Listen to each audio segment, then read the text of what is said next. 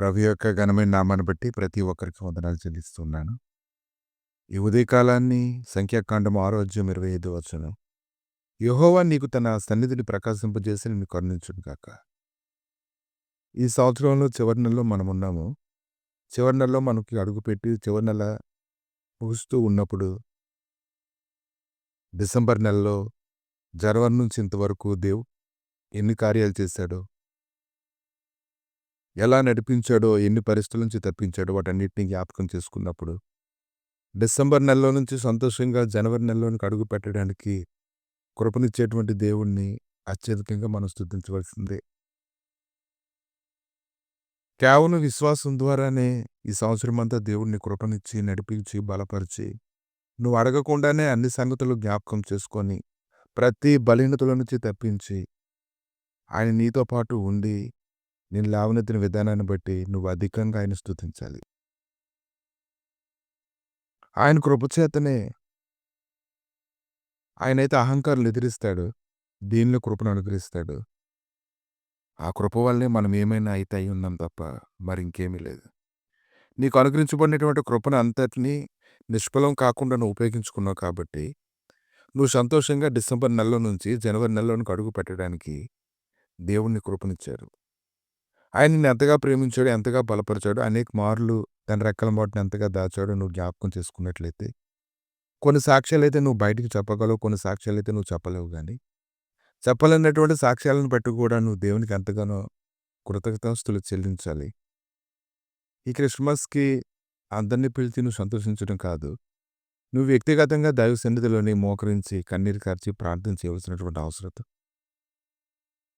ప్రభువైన యేసుక్రీస్తు కృప మీ ఆత్మతో కూడా ఉండును గాక అని ఫిలిప్పీయులకు రాసినటువంటి పత్రిక 4:23 చూసినప్పుడు మీ ఆత్మకు కూడా ఆయన కాపుదలనిచ్చారు, భద్రతనిచ్చారు.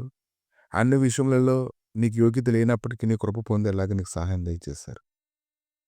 ఇంకా మనుషులు పంపించారు, నీకు సహాయం జరిగించారు. పరిస్థితులను నీకు ఖచ్చితమైనటువంటి సహాయం ఆయన వల్లే పొందామని నువ్వు గ్రహించుకునేలాగా రుజువులు కూడా నీకు ఆయన చూపించారు. కనుక ఇశ్రాయేలు అయితే అంటూ ఉన్నారు, కీర్తనల గ్రంథము 118 ఆయన కృప నిరంతరము నిలుచును గాక, ఆయన కృప నిరంతరము నిలుచును గాక, ఆయన కృప నిరంతరము నిలుచును గాక. జ్యోతులను నిర్మించినందుకు ఆయన కృప నిరంతరం నిలుచును గాక అన్నారు. ఎర్ర సముద్రం ఆయన పాయరుగా చేసి ఆయన కృప నిరంతరం ఉండును గాక అన్నారు. గొప్ప రాజులను హతము చేశారు కనుక కృప నిరంతరం ఉండు అన్నారు. ఇంకా సమస్త జీవులకు ఆయన ఆహారం ఇచ్చేవాడు కనుక ఆయన కృప నిరంతరం ఉండు అన్నారు. ఏమైనప్పటికీ ఈ సంవత్సరాల్లోనే సులువుగా చూస్తుండగానే రోజులు, వారాలు, నెలలు గడిచిపోయి డిసెంబర్ నెలలో నుంచి జనవరి నెలలోనికి నువ్వు వెళ్ళడానికి సిద్ధపడుతూ ఉన్నావంటే నువ్వు నీ కుటుంబము ఎంతో గొప్ప కృప పొందారు. ఈ సంవత్సరంలో నువ్వేవైతే ఆయనకు మాటిచ్చి చేయలేకపోయావో ఇక నుంచి అయినా సరే అవన్నీ చేయడానికి నీ క్షేమం కలుగునట్లుగా, మేలు కలుగునట్లుగా, ఇంకా కృప వెంబడి కృప నువ్వు అధికంగా అనుభవించినట్లుగా నువ్వు ఆయనతో నిబంధన చేసుకోగలగాలి. అలా చేసుకోగలగాలి. డిసెంబర్ నెల అంతటి నువ్వు పలకరించాలి. అన్ని నెలల్లో కల్లా డిసెంబర్ నెల నీకు ఎక్కువ కృప దొరికింది కాబట్టి నూతన సంవత్సరాలు అడుగు పెట్టడానికి దాన్ని బట్టి దేవుణ్ణి అధికంగా నువ్వు స్తుతించాలి.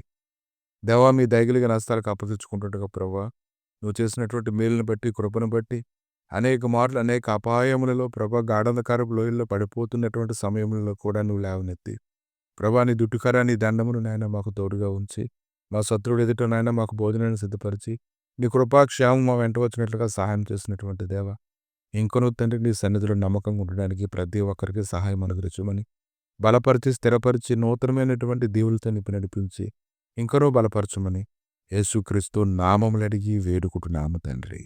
ఆమేన్.